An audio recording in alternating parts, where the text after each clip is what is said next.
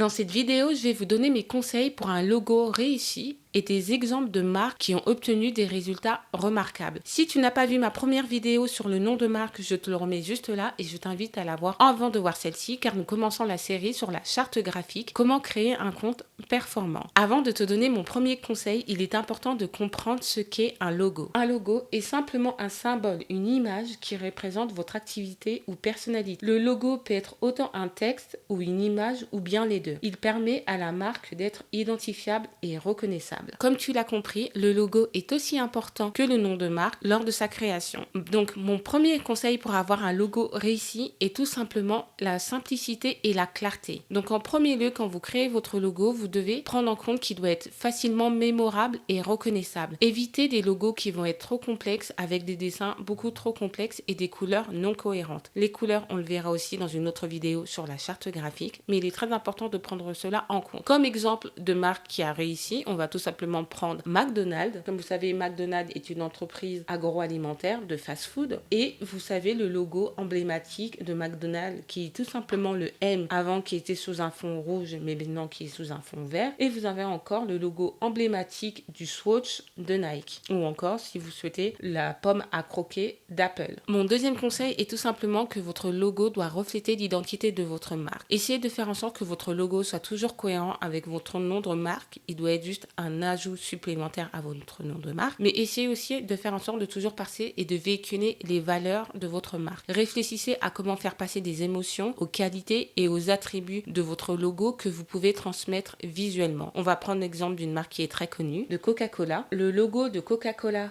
avec sa couleur rouge emblématique et son écriture fluide, donne une impression de classisme et d'intemporalité. La couleur rouge vive peut faire penser à la colère ou encore à la force et au pouvoir. Et c'est bien ce qu'essaye de faire Coca-Cola. Le but, c'est que quand vous buvez cette boisson, ça soit une boisson rafraîchissante, bien sûr, mais que vous puissiez avoir de la force, du pouvoir, parce que quand vous le buvez, ça vous donne de l'énergie. Mon troisième conseil est tout simplement la polyvalence et l'évolution. Il faut prendre en compte que votre logo va être utilisé sur différentes plateformes, que ce soit votre site internet, sur votre compte Instagram par exemple, en photo de profil, sur des documents professionnels, comme des factures, ou encore sur des envois colis. Bref, votre logo et votre signature. Donc, il faut penser à la polyvalence de votre logo sur différents formats. Et encore une fois, l'évolution. Votre logo peut évoluer avec le temps, comme nous l'avons dit précédemment pour McDonald's, qui est passé d'un logo un petit peu avec un M fin sur un fond rouge, avec un M plus épais sous un fond vert. Ils sont passés au vert au moment où on parlait beaucoup de produits bio.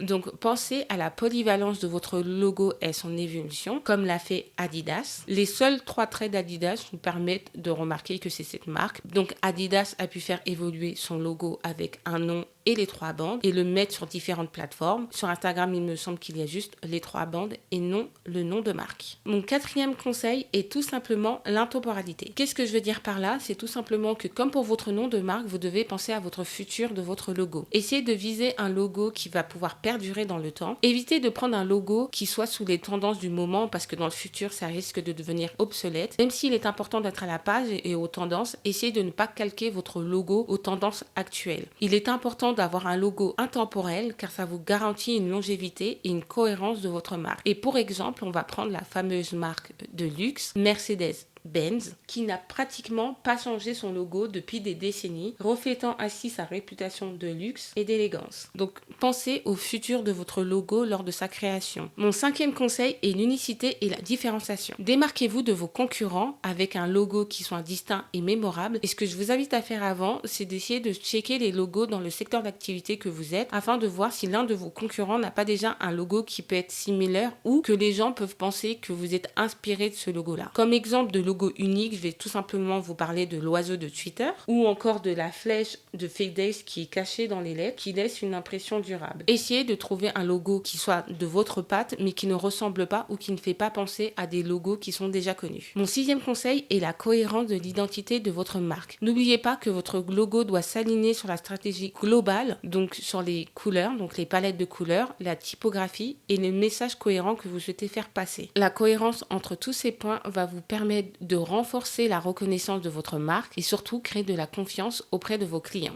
Mon 7e conseil, c'est d'opter pour la simplicité. Même si aujourd'hui vous n'avez pas encore trouvé votre logo et vos couleurs, vous pouvez opter pour un logo qui peut être simple comme les initiales de votre nom et des couleurs assez basiques comme le blanc, le noir ou le gris. L'essentiel est que tout cela reste impressionnant et personnel. On peut prendre aussi comme exemple la marque avec le logo Panda de WWF ou encore le fameux logo de Chanel qui est noir et blanc, qui est très simple mais qui rappelle la classe et le chic. Cela reflète bien la marque de luxe. Vous pouvez aller sur du basique, mais que cela reste toujours impressionnant et différent de vos concurrents. Mon 8e conseil est important si vous débutez ou non, et de tout simplement solliciter des professionnels du milieu. Alors vous pouvez envisager de faire appel à un graphiste ou une agence spécialisée dans le design. Et pourquoi? La plus-value, c'est que ces gens-là sont experts. Ils peuvent vous donner des conseils en fonction de ce que vous allez dire, les peaufiner ou encore mieux, vous donner des idées. Faire appel aussi à des professionnels, c'est que vous allez faire aussi appel à leurs expertises, et une collaboration entre eux et vous peut vous donner